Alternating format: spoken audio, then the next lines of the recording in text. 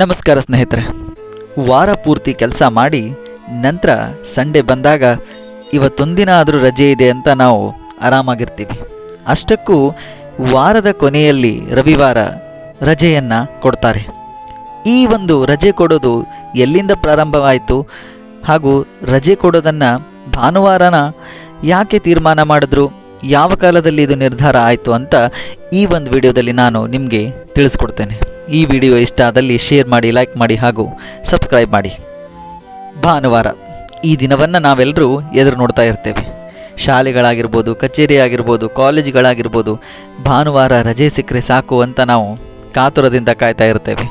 ಇದನ್ನು ಯಾರು ಜಾರಿಗೆ ತಂದರು ಅಂತ ನಾವು ನೋಡೋ ಮೊದಲು, ಇದು ಭಾರತೀಯ ವೈದಿಕ ವಿಜ್ಞಾನದ ಪ್ರಕಾರ ಪ್ರತಿದಿನ ಪ್ರಮುಖ ಗ್ರಹಗಳಿಗೆ ಮೀಸಲಾಗಿರುತ್ತದೆ. ಅಂದರೆ ಸಂಪೂರ್ಣವಾಗಿ 9 ಗ್ರಹಗಳು, ಅದರಲ್ಲಿ ಭಾನುವಾರ ಸೂರ್ಯನಿಗಾಗಿ ಮೀಸಲಾಗಿರುತ್ತವೆ. ಸೂರ್ಯನನ್ನು ಜೀವನದ ಮುಂಚೂಣಿಯಲ್ಲಿ ಪರಿಗಣಿಸಲಾಗುತ್ತದೆ. ಆದರೆ ಪ್ರಾಚೀನ ಭಾರತದಲ್ಲಿ ಯಾವುದೇ ಸಾಪ್ತಾಹಿಕ ರಜೆ ಇರಲಿಲ್ಲ. ಆದರೆ ಹಬ್ಬ ಆಚರಣೆಗಳು ಮಾತ್ರ ಇದ್ವು. ಜನರು ಇಡೀ ದಿನ ಆಚರಣೆಗಳೊಂದಿಗೆ ಇರ್ತಾ ಇದ್ರು. ಆ ಇಡೀ ದಿನವನ್ನು ರಜಾ ದಿನ ಅಂತ ಪರಿಗಣಿಸಲಾಗುತ್ತಿತ್ತು. ನಿಮ್ಗೆ ಗೊತ್ತಿರ್ಬೋದು, ಭಾನುವಾರವನ್ನು ಸೂರ್ಯದೇವನಿಗಾಗಿ ಹಿಂದಿನ ಕಾಲದಲ್ಲಿ ಮೀಸಲಾಗಿ ಇಡ್ತಾ ಇದ್ರು. ಕಾರಣ, ಆ ಒಂದು ಕಾಲದಲ್ಲಿ ಯಾವುದೇ ಮೂರ್ತಿ ಪೂಜೆ, ಯಾವುದೇ ದೇವರುಗಳು ಇಲ್ಲದ ಕಾರಣ ಸೂರ್ಯನಿಗೆ 6 ದಿನಗಳ ನಂತರ 7ನೇ ದಿನ ಪ್ರಾರ್ಥನೆ ಮಾಡೋದಕ್ಕಂತ ಅವರು ಹಿಂದೆ ಮೀಸಲಾಗಿ ಇಡ್ತಾ ಇದ್ರು. ಆ ದಿನವನ್ನು ನಾವು ಈ ದಿನ ಭಾನುವಾರ, ಅಂದರೆ ಈಗಿನ ಕಾಲದಲ್ಲಿ ನಾವು ಭಾನುವಾರ ಅಂತ ಹೇಳ್ತೀವಿ. ಇನ್ನು ಆಧುನಿಕ ಕಾಲದಲ್ಲಿ, ಅಂದರೆ ಬ್ರಿಟಿಷ್ ಆಳ್ವಿಕೆ ಈ ಒಂದು ಕಾಲದಲ್ಲಿ ಭಾರತದಲ್ಲಿ ಗಿರಣಿಗಳು ಹೆಚ್ಚಿದ್ವು. ಈ ಕಾರ್ಮಿಕರು ವಾರದ ಎಲ್ಲ 7 ದಿನಗಳು ಕೂಡ ಕೆಲಸ ಮಾಡಬೇಕಾಗಿತ್ತು. ವಿಶ್ರಾಂತಿ ಪಡೆಯಲು ಯಾವುದೇ ಅವರಿಗೆ ಅವಕಾಶ ಇರಲಿಲ್ಲ ಹಾಗೂ ರಜಾ ಕೂಡ ಕೊಡ್ತಾ ಇರಲಿಲ್ಲ. ಆದರೆ ಬ್ರಿಟಿಷ್ ಅಧಿಕಾರಿಗಳು ಹಾಗೂ ಬ್ರಿಟಿಷ್ ಕಾರ್ಮಿಕರು ಭಾನುವಾರದಂದು ಚರ್ಚ್ಗಳಿಗೆ ಹೋಗಿ ಪ್ರಾರ್ಥನೆಯನ್ನು ಸಲ್ಲಿಸ್ತಾ ಇದ್ದರು. ಹಾಗೂ ಅವರು ಸಲ್ಲಿಸುವಂತಹ ನಿಯಮಗಳು ಕೂಡ ಕೇವಲ ಅವರು ಮಾತ್ರ ಅನುಸರಿಸೋ ರೀತಿ ಇತ್ತು. ಈ ಕಡೆ ಭಾರತೀಯರು ವಾರ ಪೂರ್ತಿ ಕಷ್ಟಪಟ್ಟು ದುಡಿದಾಗ, ಅಲ್ಲಿ ಬ್ರಿಟಿಷ್ ಅಧಿಕಾರಿಗಳು ಭಾನುವಾರ ಮಾತ್ರ ರಜೆ ತೆಗೆದುಕೊಂಡು ತಮ್ಮ ಚರ್ಚ್ಗಳಿಗೆ ಹೋಗಿ ಪ್ರಾರ್ಥನೆ ಸಲ್ಲಿಸೋದು ಅಥವಾ ತೆರಳೋದನ್ನು ಉಳಿದಿರುವಂತಹ ಜನರು ನೋಡ್ತಾ ಇದ್ರು. ಇದರ ವಿರುದ್ಧ ಧ್ವನಿ ಎತ್ತಿದ್ರು. ಆದರೆ ಈ ಧ್ವನಿ ಎತ್ತಿದ್ರಲ್ಲಿ ಒಬ್ಬ ಮುಖ್ಯ ಗಿರಣಿ ಕಾರ್ಮಿಕರ ನಾಯಕರಾಗಿದ್ದವರು ನಾರಾಯಣ ಮೇಘಾಜಿ ಲೋಖಂಡೆ ಅವರು.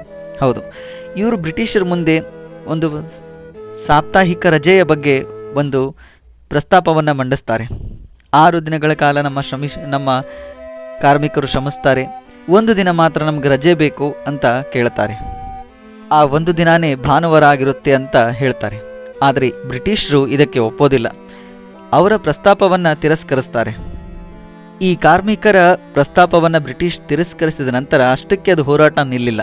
ವಾರಕ್ಕೆ 1 ದಿನ ರಜೆ ಸಿಗಲೇಬೇಕು ಅಂತ 1884ರಲ್ಲಿ ಮೊದಲ ಕಾರ್ಮಿಕ ಸಂಘಟನೆ ಬಾಂಬೆ ಮಿಲ್ ಹ್ಯಾಂಡ್ಸ್ ಅಸೋಸಿಯೇಷನ್ ಸ್ಥಾಪಿಸ್ತಾರೆ.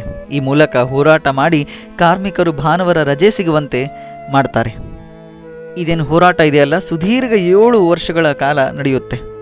ಅದು ಜೂನ್ 10, 1890ರಲ್ಲಿ ಬ್ರಿಟಿಷ್ ಸರ್ಕಾರ ಭಾನುವಾರವನ್ನು ರಜಾ ದಿನವಂತ ಘೋಷಿಸ್ತಾರೆ. ಭಾನುವಾರ ರಜಾ ದಿನವೆಂದು ಘೋಷಿಸಿದ ನಂತರ ಉಳಿದಿನ 6 ದಿನಗಳೇನು ಇದೆಯಲ್ಲ, ಈ 6 ದಿನಗಳಲ್ಲಿ 1 ಗಂಟೆ ಮಧ್ಯಾಹ್ನ ಅವರಿಗೆ ವಿರಾಮ ನೀಡಬೇಕು ಅಂತ ಕೂಡ ಕೇಳ್ತಾರೆ. ಅದೇ ರೀತಿ ವಾರದ 6 ದಿನಗಳಲ್ಲಿ ಮಧ್ಯಾಹ್ನ 1 ಗಂಟೆ ವಿರಾಮ ಹಾಗೂ ಭಾನುವಾರ ರಜೆಯನ್ನು ಬ್ರಿಟಿಷರು ಲೋಖಂಡೆಯವರ ನೇತೃತ್ವದಲ್ಲಿ ಜಾರಿಗೊಳಿಸ್ತಾರೆ. ಮುಂದೆ ನಾರಾಯಣ ಮೇಘಾಜಿ ಲೋಖಂಡೆ ಅವರ ಸ್ಮರಣಾರ್ಥವಾಗಿ ಭಾರತೀಯ ಅಂಚೆ ಇಲಾಖೆಯು 2005 ಮೇ 3ರಂದು ಪೋಸ್ಟಲ್ ಸ್ಟ್ಯಾಂಪ್ಗಳನ್ನು ಬಿಡುಗಡೆ ಮಾಡಿತ್ತು.